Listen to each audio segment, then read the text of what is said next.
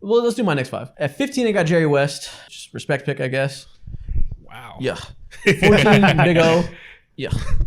13, Kevin Durant. Nice. 12, Hakeem. 11, Steph. Wow. I'm surprised you have Steph that early. This is one where my actual bias wanted to put Steph higher. When I actually compared them and tried to be objective in like what I gave other people props for, just people that I ended up giving above Steph just like because I had to be consistent. Mm-hmm. But man, I want to put Steph like fucking top 6 or 7. Next, let's do my number 10 is Kobe. Okay. I think Steph's a better player than Kobe, to be real. I think Steph's the best offensive player of all time outside of LeBron and Jordan. I think Steph is like top 3 offensive player to ever live. His impact as a scorer and playmaker, not only what he does with the ball in his hands, but how he creates a free-flowing offense that creates opportunities for others without him touching the rock. Invaluable. It's like Jokic in that he makes everybody around him better. Make 11 sound so much worse now. Yeah. I wanted to put Steph much higher because I felt that way, and I don't think but when I went to Kobe, Kobe's a comparable player to Steph. He also led dynasties, has 5 rings, equally as impressive as Steph's championship resume. Also an all-time offensive player, albeit in a different way. He played an era that prioritized ISO scoring because that was the way the game was played. You needed a guy who can get a bucket because there was no movement. Illegal defense made it so you had to have one-on-one scorers that could beat you. Okay. So despite his lack of efficiency, lack of passing, he had a skill set for his era that was valuable, and he was a good defender. Steph's fine. I had to give him that nudge when everything else was equal. But I want to pick Steph, but it came down to stuff like that. Same thing with like Shaq, who's above him, obviously. Okay, that's not bad. Wow. Not bad. Both of you have your number 10 up, so I want to get my number 10 in here as well. I have Steph at 10. Okay. Wow. I have Steph the highest here. I would have never thought. All the players I love, you put higher. Mo is sneakily like the most aggressive with his picks. I feel like 40 years from now, 50 years from now, folks like us gonna be sitting in this chair and they're gonna see Steph Curry. Oh wow, 10 threes a game, 40%.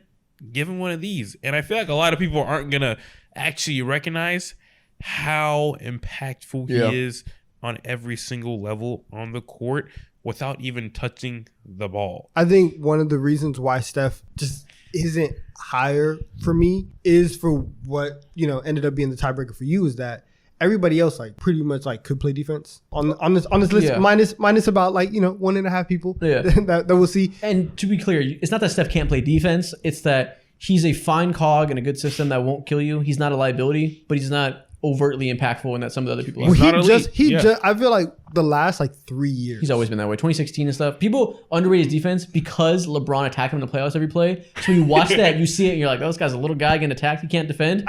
He's flanked by Klay Thompson, Kevin Durant, Andre Iguodala, Draymond Green. Who else would you attack? I understand that. It's kind of like the injury thing where it's like, hey, it sucks that you get hurt a lot, but like if you weren't hurt, then we would put you a little bit higher. No, it's the same thing with Steph, where it's like, look, if you weren't 180 pounds soaking wet, like you would probably be a little bit better. But now, and we've seen in the last like 3 years, Steph be able to hold his own in those situations. But that wasn't why. It was just because everybody around him is big. Like if he was on a normal team that didn't have the best defensive talent ever, he tried. No, but there were moments, even when it wasn't LeBron, but there were moments where he like tried hard, and so I respect the effort. He just wasn't big enough to compete with a lot of guys. Right. But he held up better than people think. Like if you get attacked every play, of course you're gonna get scored on. That's he's not Gary Payton. But if you compare him to every other guard in the league, he was never actually a liability. It just looks that way because of the way people had to play in the playoffs against a team that had 4 other elite defenders. All you could do was attack Steph, but they still had a great defensive rating even with you attacking Steph. You know what I mean? Well, I mean they just got KD in 17, but even when it's like him and Harrison, before that,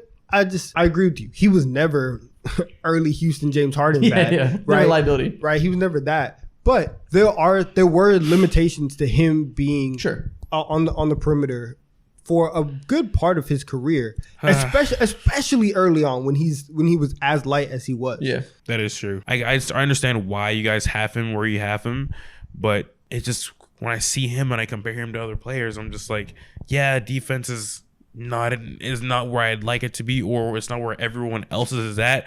But when what you do is the best ever point blank period, and you're unfuckwithable, that your defense doesn't matter to me, bro. Yeah, you could argue that he is like I wouldn't say this, but there's an argument for him as the best offensive player ever. Like, it's not crazy. So if you're like maybe the best offensive player ever and a completely fine defender, like depending on how you value things, you could put him that high. I get it. A few stats to show how insane Steph Curry's efficiency is. On the all-time scoring list, Steph is the only player in the top 100 with a true shooting percentage greater than 62.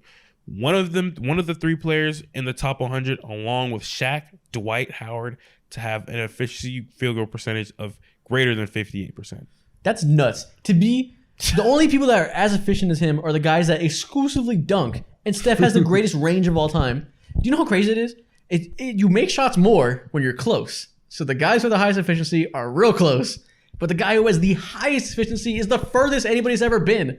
That makes no sense. Yeah. Listen, hey, shout out to these fan pages because you guys are like glazing like crazy, but you come out with like some reasonable and some very helpful facts. Yeah. So I appreciate all the fan pages. You guys make this much easier. Fact. They would rather die. Keep slurping. It helps us. They would rather die than let their GOAT's narrative go to waste, bro. Yeah. I respect it. So on to my next 5. At 9, I have Kobe. At 8, I have Shaq. At 7, I had Tim Duncan. You said Tim was higher.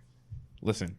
When it comes to the names ahead of him, I just simply couldn't. Steph do it. at 6. Wow. I love I have it. Steph at 6. I like your list more than my list. When I look at how he changed the game, there's not a lot of. How many players are there in the NBA who either set a new archetype or legit changed the game?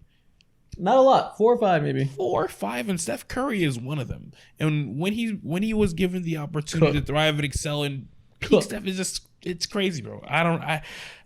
It's just so hard for me to confidently say, yeah, I think Shaq is better all time when I know obviously like there's limitations to two very different players. But when it comes to how important 6? Yeah, 6, bro. Wow. Put him 5. Fuck it. I love 6. And it sucks that I had to put him like above Tim Duncan because I don't want to do it.